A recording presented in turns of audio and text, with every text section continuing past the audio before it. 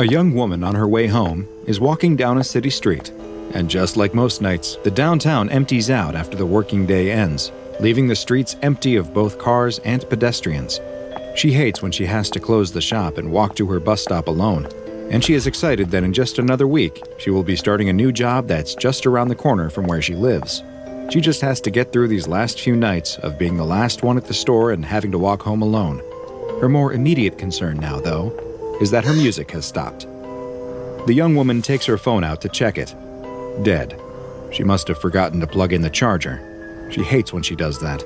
Now she'd have to spend the bus ride staring out the window at nothing. What was that? The woman looks up from her phone. Did she see someone? She turns around and sees something on the other side of the street. It's dark, and all she can make out is a big, shadowy figure. She doesn't stare for long, though, and starts to walk again, picking up her pace slightly. She can hear the sound of footsteps and glances over her shoulder. The person across the street is moving too, and they seem to be matching her pace, avoiding any streetlights to remain in darkness. She starts to move a little quicker, and so do they. The young woman grips the pepper spray in her pocket. She doesn't know what this person is doing or what they want, but she's going to be ready for them. She keeps walking and glances over her shoulder again. They're crossing the street towards her now. She ducks into an alley, and as soon as she's around the corner and out of sight, she starts to run. She sprints through the alley as fast as she can. She looks behind her, frightened of what she might see, but no one is there. Maybe she was wrong and they weren't following her, but she's not about to stop running and find out. She emerges from the alley, still running as hard as she can. She reaches her bus stop and finally stops to catch her breath. She checks her watch. The bus should be pulling up right now, but it's nowhere to be seen. She looks around, and what she does see is the shadowy figure coming out of the alley, and it's coming straight towards her.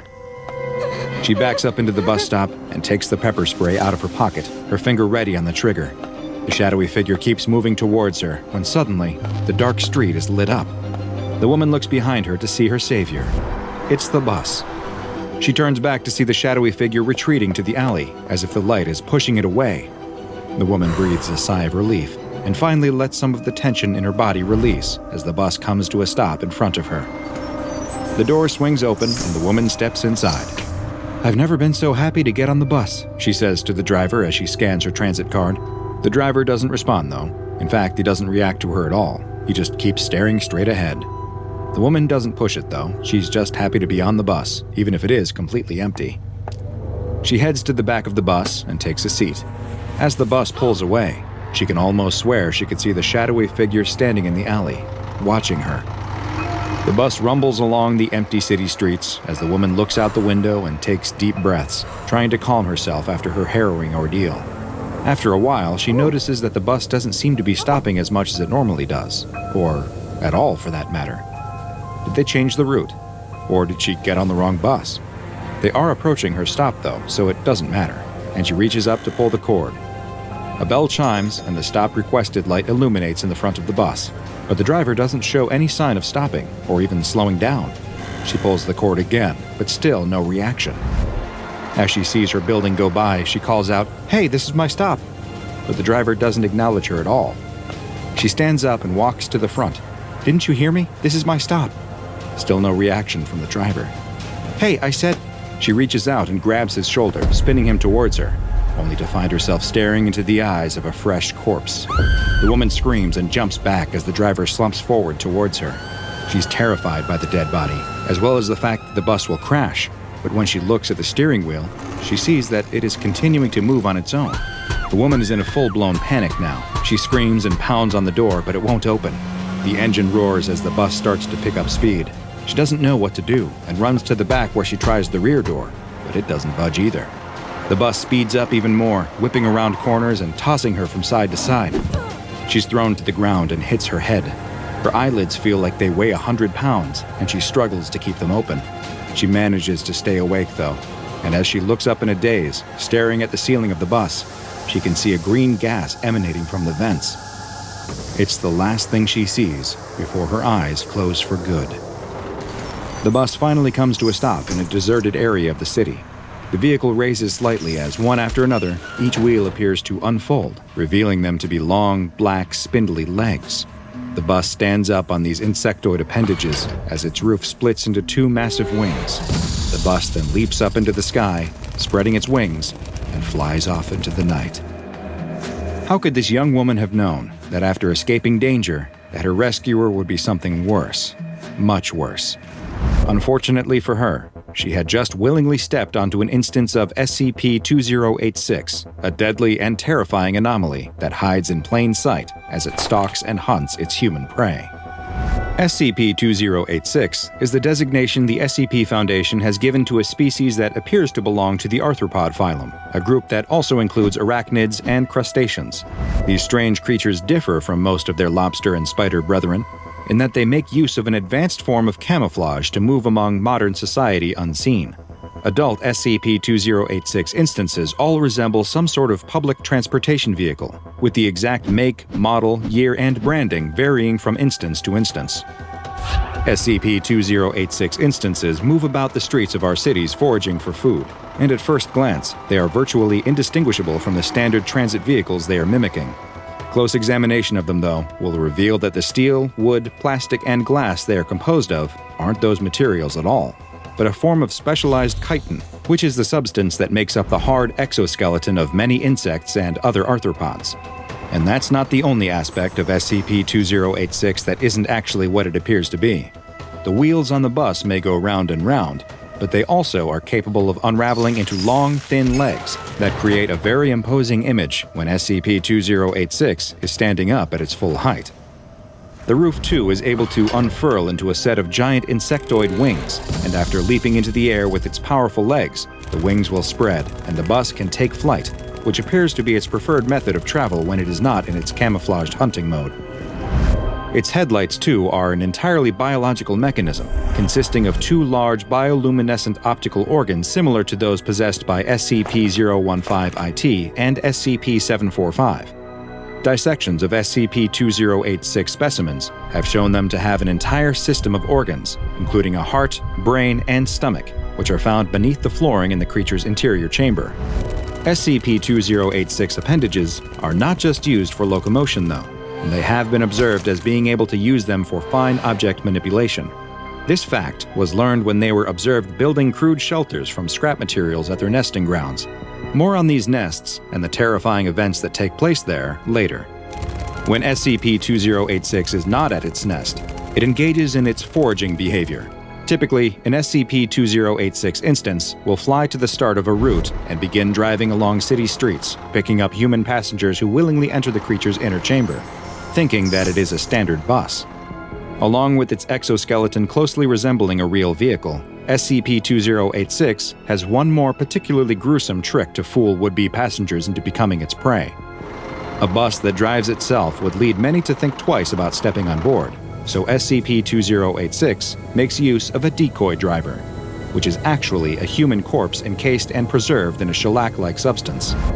Smaller, fibrous appendages protrude from the front seat and into the corpse, which hold it in place and are even capable of manipulating the corpse, giving it the appearance of movement as it drives the bus. Once SCP-2086 has gathered up what it considers to be enough victims, a number that appears to vary from instance to instance, it will release a noxious gas from its interior vents. The gas produces an effect in humans similar to chloroform, and everyone on board will be rendered unconscious. The creature, now filled with its prey, does not feed on the humans trapped inside it, though. Instead, it will take them to its nesting grounds, which is where the real horror begins. These nesting grounds are most often localized in scrap and junkyards that have fallen into disuse or are completely abandoned, and it is in these nests that the juvenile instances of SCP-2086 are found. While a full-grown instance can weigh as much as 17,000 kilograms, which is the approximate curb weight of a normal bus, extensive field research and observation into SCP-2086 has led to the identification of the smaller, juvenile instances, which are much smaller than their adult counterparts, weighing under 200 kilograms. But they don't stay this size for long. When an adult SCP-2086 arrives back at the nest with its interior chamber filled with human prey, it will open its doors and allow the juvenile members to enter inside of it so they can feed and grow. Once inside, a juvenile will remove a passenger from the bus and take them outside. The effects of the chloroform gas will often begin to wear off at this time, but by this point, it is already too late. The juvenile instance will then proceed to force the human into a hole located under their hood. This leads to a sort of digestive tract that connects to its inner chamber where the driver's seat is located. Small, hair-like appendages will then emerge from the seat and protrude into the prey's body, which hold them in place in the driver's seat and trap them there, while at the same time acting as feeding tubes, draining the blood from the now doomed passenger. Once the person has been completely drained of blood, the feeding tubes will begin secreting a saline solution as the internal compartment fills with a shellac-like substance, and the effects of both combine to effectively embalm and preserve the corpse, which will serve as its own decoy driver once it enters adulthood. And this process happens quite quickly. A newborn SCP-2086 will reach adulthood in just 1 week, provided that it has had access to nutrients, at which point it will begin searching for new sources of prey for its own offspring, of which it will likely have plenty. 2086 instances become capable of reproduction at 8 days, and females are able to produce up to 20 offspring, but their lives are quite short, with their entire life cycle usually lasting just 12 to 15 days. Prior to feeding and beginning the process of becoming a full-size adult, juveniles will also leave the nest and will covertly move about the city, removing bus stop signposts and relocating them, often creating a route that leads back to its own nest. These are the routes that adult instances will then typically follow as they hunt for more prey to bring back to their colony.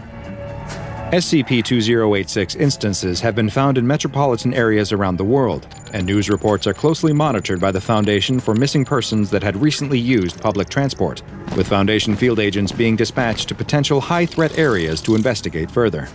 Any nests that are discovered have their locations condemned, if they weren't already, and demolished using chemical explosives. Previously, an effort was made to capture and contain live instances of SCP-2086, and currently, the Foundation has 5 such specimens in its custody, which are stored in a converted airplane hangar. Due to their short lifespans and high rate of reproduction, the amount of live specimens contained at any given time can vary widely, and will often depend on the number of available D-Class personnel who can serve as drivers. Terminated specimens are either destroyed or sent to a specialized cold storage container at a secure site for further biological research. SCP-2086 continues to be one of the most dangerous anomalies for common, everyday users of public transportation, and the SCP Foundation has classified it as Keter. While identified colonies are able to be destroyed with minimal effort once discovered, there is no telling how many nesting grounds still remain in the wild. So the next time you're about to board a bus, pay extra careful attention to it, or you may find that your bus is rerouting you somewhere you never wanted